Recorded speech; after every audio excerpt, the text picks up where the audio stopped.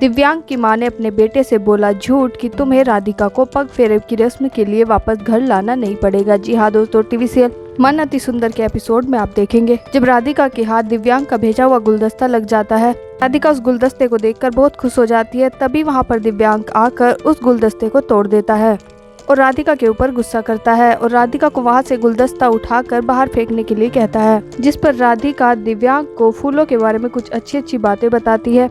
राधिका की ये बातें सुनकर दिव्यांग उस गुलदस्ते को कमरे में ही रखने के लिए बोल देता है। उसके बाद राधिका जैसे तैयार होकर पगफेरे की रस्म के लिए नीचे आ रही होती है, तब वो सुजाता और दिव्यांग की ताईजी को आपस में बात करते हुए सुनती है, जिसमें वो राधिका के मोटापे को लेकर बात करती है। सुनकर राधिका के हाथ से बैग छूट जाता है, साथ ही उसका मन दुखी भी होता है।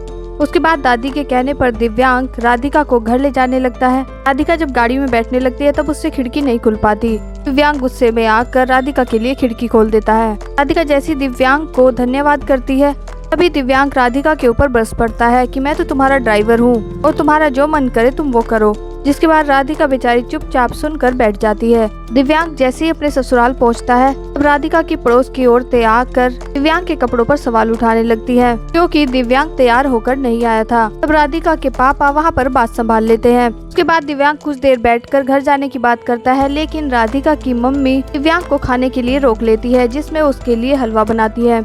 राधिका उस हलवे को दिव्यांग को देने से पहले चख लेती है, क्योंकि दिव्यांग को डायबिटीज होने के कारण वो सभी चीजें विदाउट शुगर लेता है। तभी दादी मजाक में दिव्यांग को उसकी माँ को लेकर कुछ बातें कह देती है, जिस पर दिव्यांग को गुस्सा आ जाता है। फिर दिव्यांग राधिका के घर से गुस्से में वहाँ से निकल जाता है।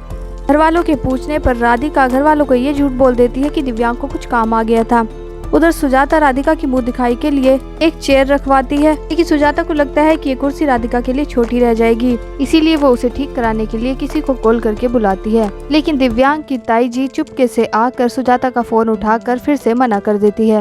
उधर दिव्यांग सुजाता से पूछता है कि आप मुझे फोन करके बता देना कि राधिका को वापस कब लेकर आना है। सुजाता दिव्यांग को तो हाँ कर देती है, लेकिन उसके फोन को स्विच ऑफ कर देती है। राधिका के घर वाले दिव्यांग का आने का इंतजार करने लगते हैं। राधिका दिव्यांग को फोन लगाने लगती है, लेकिन उसका फोन नहीं लग पाता।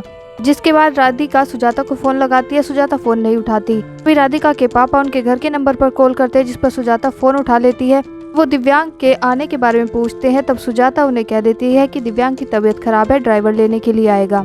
लेकिन सुजाता ड्राइवर को भी घर भेज देती है। राधिका अपने घर पर बैठी हुई इंतजार करती रह जाती है। इसलिए राधिका घर वालों को उदास देखकर फोन पर झूठी बात करती है कि बाहर गाड़ी खड़ी है। घर वाले राधिका को गली तक छोड़ने की बात करते हैं, लेकिन राधिका उन्हें अपने साथ आने से मना कर देती है। तो दिव्यांग को याद आता है कि अभी तक फोन तो नहीं आया।